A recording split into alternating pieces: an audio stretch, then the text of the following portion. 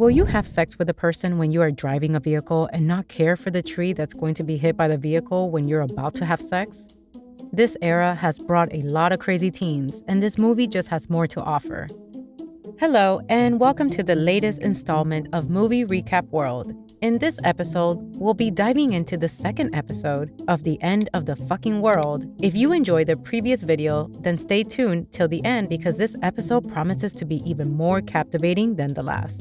In this episode, we follow their reckless journey where they meet a creepy old man who has ulterior motives.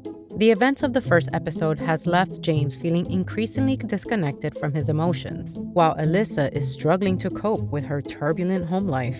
We see that James' father's car has been destroyed by something. How did they come to this? Let's see.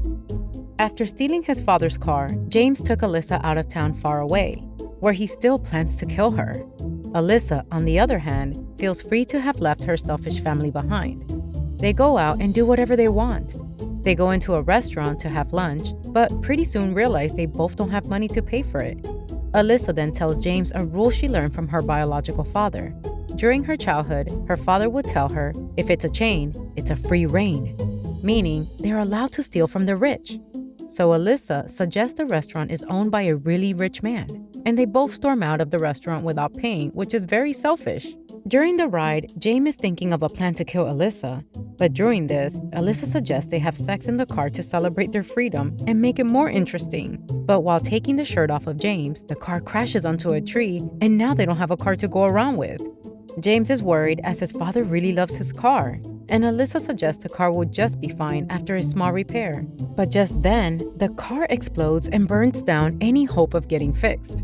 With no car left, James asks if Alyssa wants to return home. However, Alyssa angrily replies that she has no plan to return back home. Soon, they try to hitchhike, and finally, after hours of waiting, a creepy old man lets them in. Seeing James without a shirt, the man gives him a shirt and thinks that the two of them are a couple, which Alyssa strongly denies. Alyssa, being her usual self, acts rudely towards the old man, who surprisingly doesn't take offense and tries to make light conversation with James, which is very kind of him.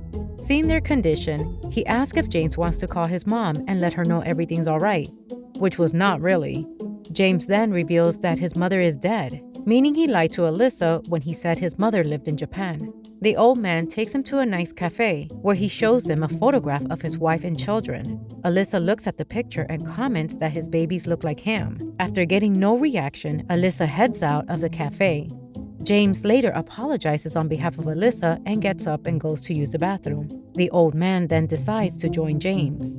At the urinal, the old man comes close to James and grabs his hands. The creepy old man then sniffs James' hand and puts it on his private area. James is shocked by this and doesn't know how to react. He sits still when Alyssa comes in and asks if James is gay. James replies that he's not, and Alyssa figures out what the situation really is.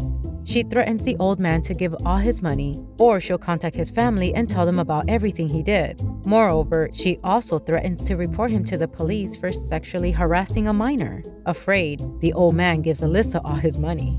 Later, Alyssa suggests to Jack that if anyone is doing something bad to him, he should stand up for himself. Now that they have some money, they head to a motel and try to book a room for the night. At the hotel, while watching TV, Alyssa starts to feel sad and she heads into the bathroom. James then takes a knife out of his boot to go through with his plan. But when he hears Alyssa crying through the bathroom door, he puts the knife back and decides to postpone his plan for a while. Later, Alyssa gets out of the bathroom and goes to call her mom after a long time. She phones home and her call gets picked up by her stepfather. Alyssa asks to speak with her mom, but Tony replies that her mom doesn't want to talk to her. Alyssa's mom is hearing all this but decides not to do nothing yet. Alyssa then looks at the paper which has the address of her biological father. After getting back into the hotel room, Alyssa says that James can go back home if he wants to. James replies that he doesn't want to. Alyssa then tells James that she's going to see her father and he can join her. While trying to go to sleep, Alyssa asks to be cuddled and James does exactly the same, unknowingly comforting Alyssa through all the pain. But James still has slight thoughts of ending Alyssa's life. You are free to share your thoughts on what you believe will occur next by leaving a comment below. Thank you for watching this recap until the end. If you found it engaging, please give it a thumbs up and consider subscribing to the channel for future recaps.